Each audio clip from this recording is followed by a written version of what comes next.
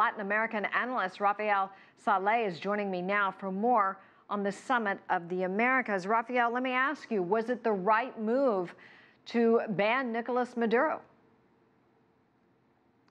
It was definitely a political move. It was done by the previous Peruvian president, PKK. He did it at a time where he was politically pressured internally with impeachment votes due to corruption scandals inside Peru that ended up involving him.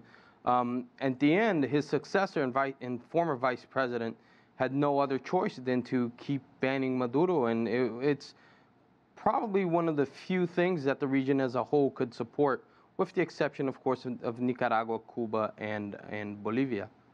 But what if you looked at this from, a quite different viewpoint, in that possibly inviting him there and talking with him and meeting with him, something drastically different would have come out of it?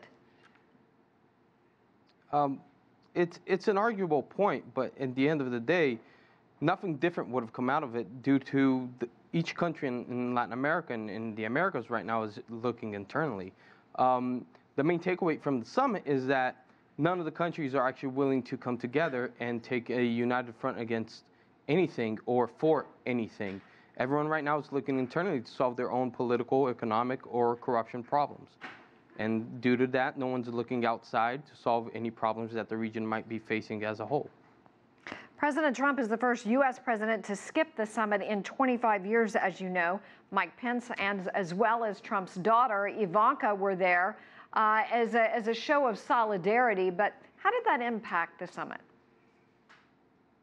Really nothing.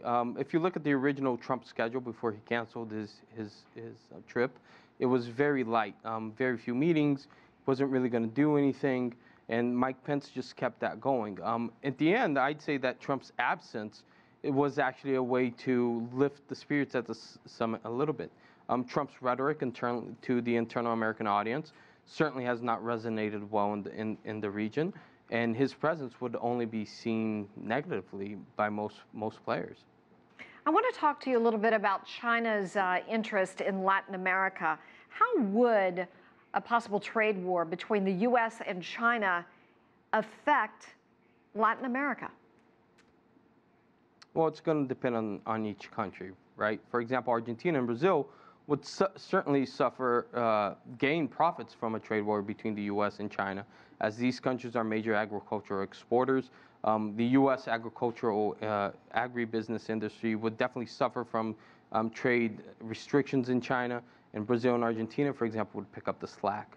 Other countries might actually benefit even more from direct investment from China as they try to bypass any restrictions that the U.S. might be putting on them.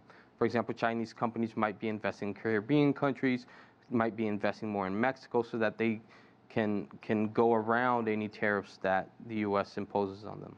Let's look at China's investment in the region. From what I understand, lending now surpasses lending from the World Bank and the Inter-American Development Bank to Latin America. Just one of the projects China has is the Santa Cruz project, with $141 billion in loan commitments. Yeah, I mean, it reflects the size of Chinese investment banks, and the amount that they're willing to go for to achieve some political influence.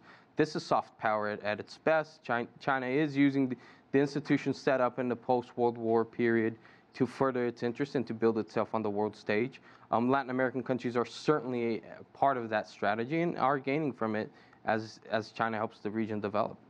And in the end, it's something that you can't say hasn't been done before. China is just another world power moving on the world stage, much like the U.S. has, doing the same things other world powers have done. They're using hard and soft power where they can, when they can, mixing between each other and being able to further its interests. All righty. Well, Rafael Salies, we're going to have to leave it right there. Thank you so much for joining us from Rio de Janeiro. Pleasure.